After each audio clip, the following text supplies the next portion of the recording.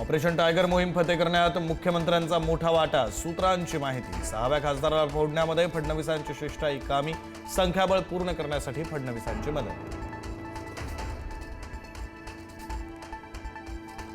ठाकरेंच्या शिवसेनेचे नेते अंबादास दानवे महायुतीच्या गोटात। संभाजीनगर जिल्हा बँक निवडणुकीमध्ये अनपेक्षित घडामोड, दानवे महाविकास आघाडीच्या पॅनलऐवजी महायुतीच्या पॅनलमधून लढणार।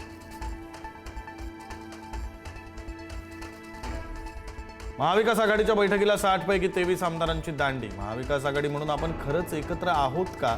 उद्धव ठाकरेंचा महाविकास आघाडीच्या बैठकीत सवाल।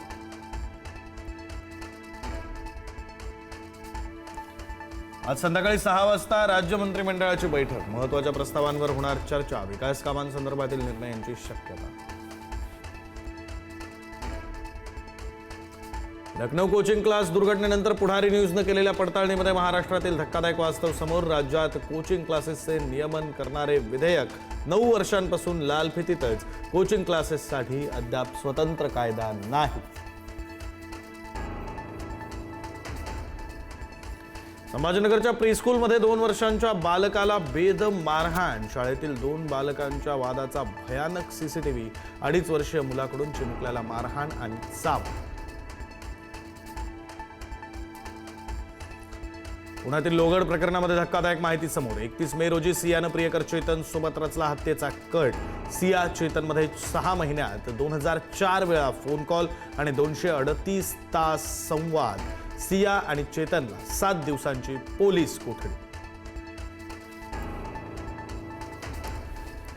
कल्याण पूर्वेमध्ये शिवमंदिराजवळ अल्पवयीन मुलीवर अत्याचार। 7 वर्षीय चिमुरडीवर 50 वर्षीय नराधमाकडून अत्याचार।